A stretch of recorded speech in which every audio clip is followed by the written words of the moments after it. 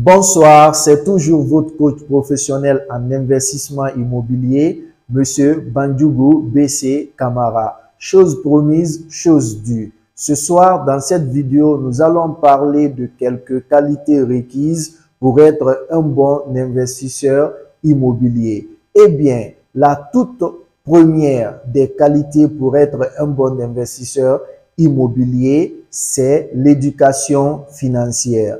L'éducation financière est la connaissance de l'argent. L'éducation financière, c'est la maîtrise des entrées et des sorties d'argent. Quelqu'un qui est éduqué financièrement doit aimer l'argent, doit éviter les dépenses inutiles, doit dépenser son argent dans les actifs et non dans les passifs.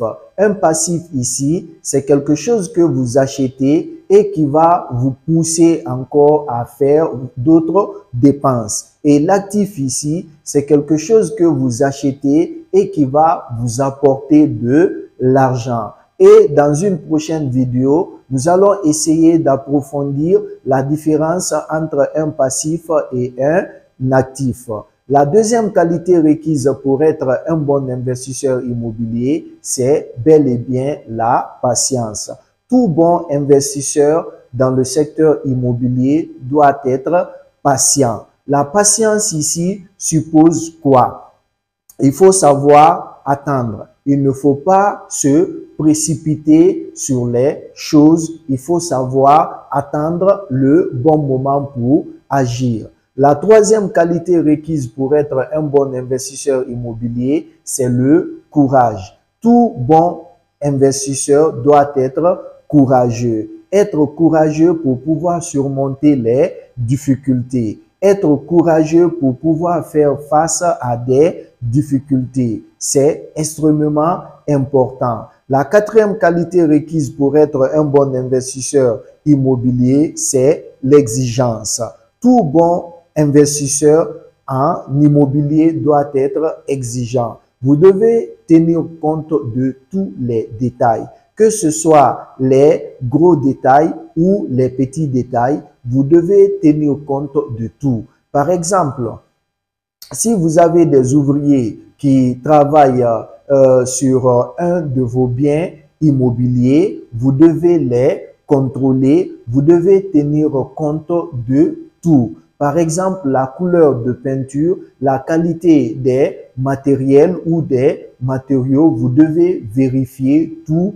Être exigeant, c'est contrôler tout ce que vous faites et tout ce que les gens font pour vous dans le cadre de l'investissement immobilier. Cela aussi est extrêmement important. Et la cinquième qualité pour être un bon investisseur immobilier, très chers abonnés, c'est d'avoir le goût du luxe ou du confort. Une maison peut ne pas être luxueuse, mais toute maison qui doit être habitée doit vraiment être confortable. Parce que souvent, je vois des appartements qui sont très exigus. Je vois des toilettes qui sont aussi exiguës. Cela n'est pas confortable.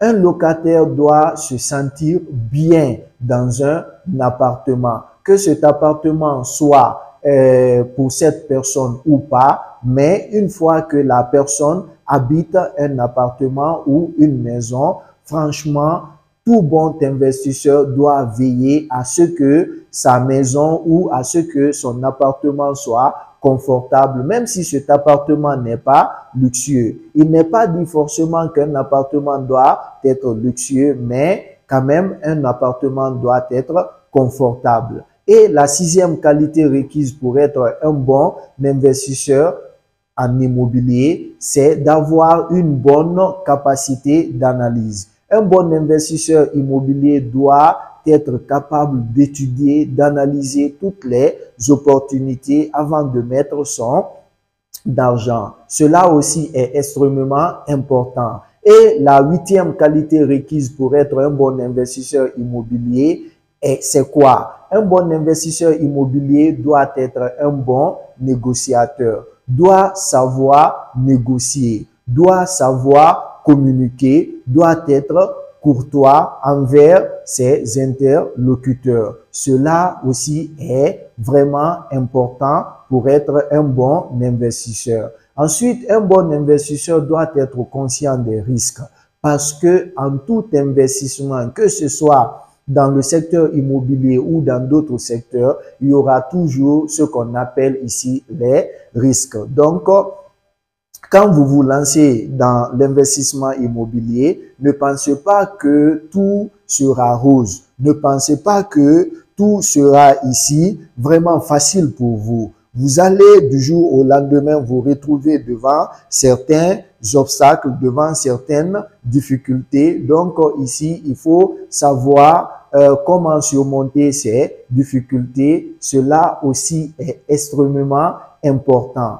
Et la 9e qualité requise pour être un bon investisseur immobilier, c'est savoir diversifier ses sources de revenus. Savoir diversifier ses sources de revenus suppose quoi? Avoir plusieurs sources de revenus. Même si vous investissez des millions dans l'immobilier, vous devez faire en sorte que vous ayez 2 ou 3 autres sources de revenus ailleurs, dans d'autres secteurs d'activité. Parce que le jour que vous allez vous retrouver en difficulté dans le cadre immobilier, ce sont ces autres sources de revenus qui vont vous permettre de supporter le choc ou d'être résilient face aux difficultés ou face aux crises. Cela aussi est extrêmement important, très chers abonnés, pour être un bon investisseur immobilier. Et la 10e qualité requise pour être un bon investisseur immobilier, c'est d'avoir les connaissances de base en comptabilité et finance.